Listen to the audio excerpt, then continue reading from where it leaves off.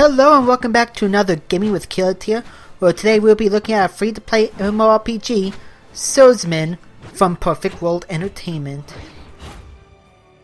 The main storyline in this game is that your entire village has been slaughtered by the main bad guys, who are actually one of the top 5 masterclass in this ancient Chinese world. Now it's up to you to avenge your village and find out the true motives behind these villains. I do have to say that Perfect World Entertainment really did a good job with the presentation of Swordsman. It's not exactly high-end compared to like Crisis 2 or 3, but the game does an excellent job making sure you feel like you are in an ancient Chinese world with the environments and the choice of music. Heck, even the characters in this game speaks Chinese. 我正找你呢，受死！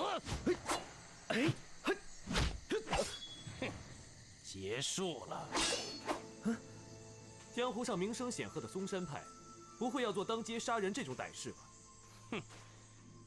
I do have to say though that sometimes the subtitles do go a little fast for my taste.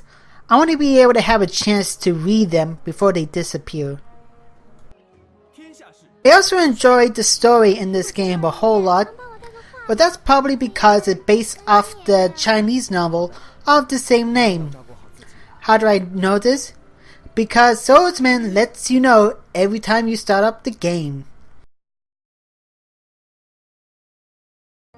The gameplay itself isn't too bad. There's about 10 different classes to choose from in Swordsman, although there are a few unavailable to you based on your gender. I myself went with the Infinity style because I like to dual wield whenever I get the chance to in MMOs like this. But I honestly didn't like the combat in Swordsman for some reason. I mean, it reminds me of DC Universe Online, and I kinda enjoy that combat system, but here, I don't know, maybe because I'm using the wrong moveset, maybe I'm not at a higher level, but I just couldn't really enjoy the combat in this game.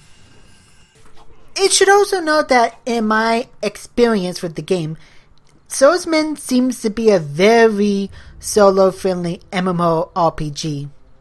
Unless you're doing some sort of instant missions or some event, you don't necessarily need to team up with anybody to advance with the storyline.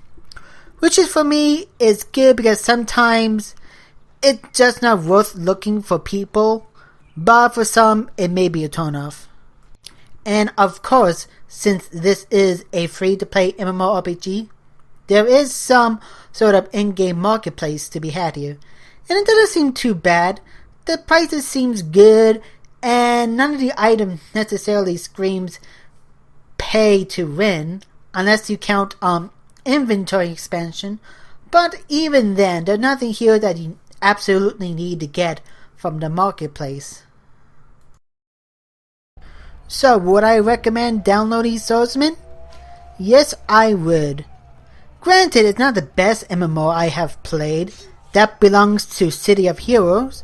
But the ancient Chinese setting was really well done and helps differentiate itself from a market that prefers medieval fantasy over everything else.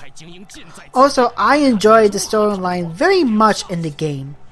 So yes, I would recommend picking it up. I'm not gonna give it a rating this time around because there's still a lot of Swordsman that I want to check out before I do that.